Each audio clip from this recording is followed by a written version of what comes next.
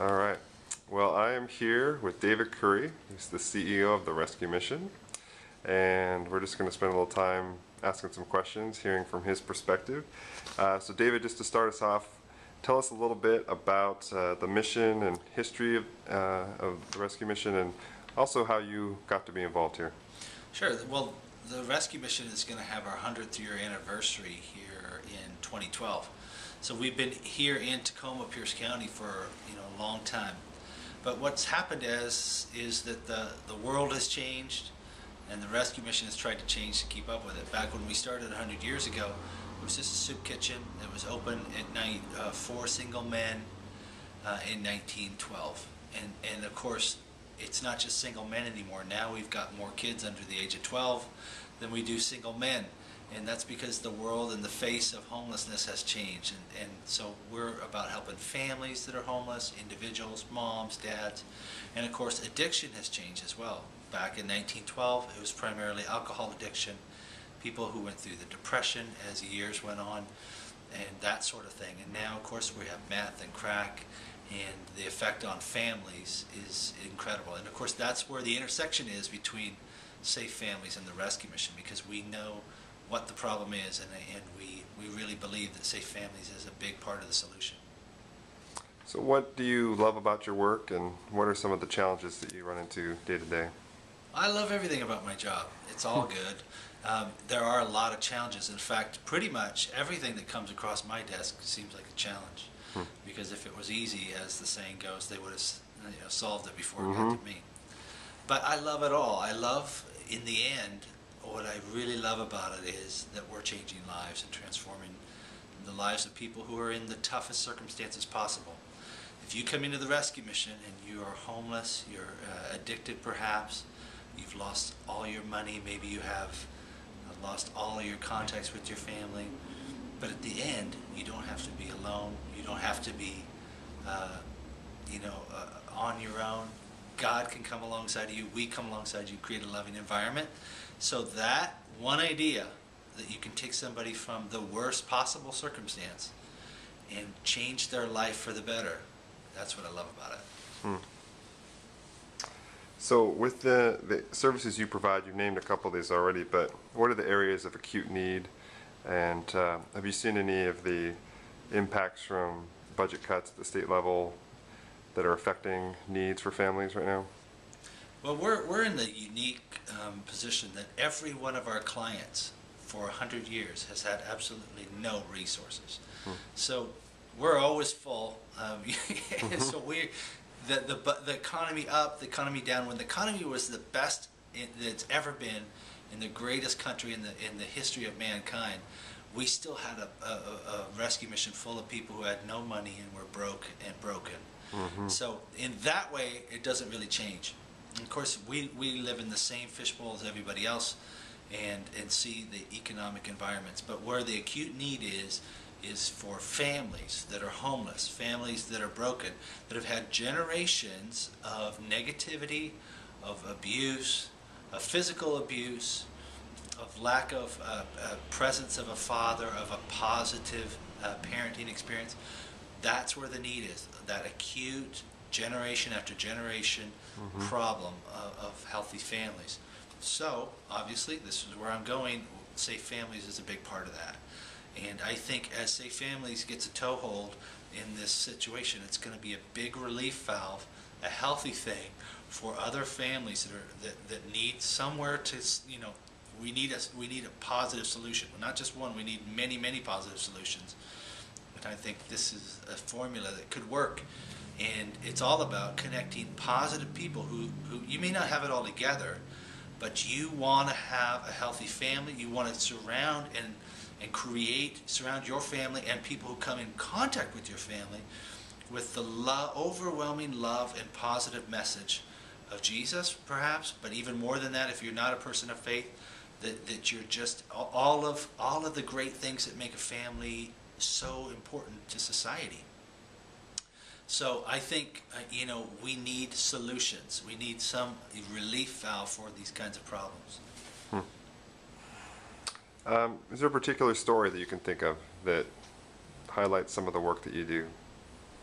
Well, the wonderful thing about what we do is there's so many people that come through our programs. We have 40 men in our program. We have women's program. We have 36 families at our Adams Street campus. We have 27 families at our Tyler Street campus. So every day there's stories of victory, and then there's stories of the battles that are being fought in addiction and against poverty and against despair.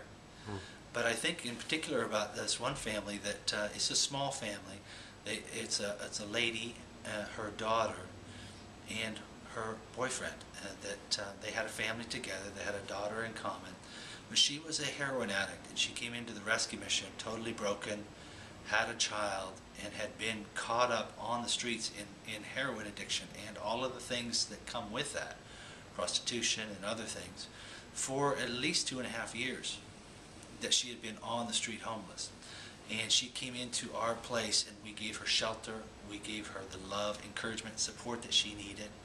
Now, I ran into her just the other day in the hallway at the Adams campus, and she stopped me and she said, "You saved my life." And then she said, "I'm going to TCC, I'm getting straight A's." So that's the kind of thing I'm talking about. Somebody who was on the street, a heroin addict, doing all kinds of crazy stuff because she didn't believe that she had value. Now, she knows people love her. She knows God loves her. She's on the right track. She's getting straight A's.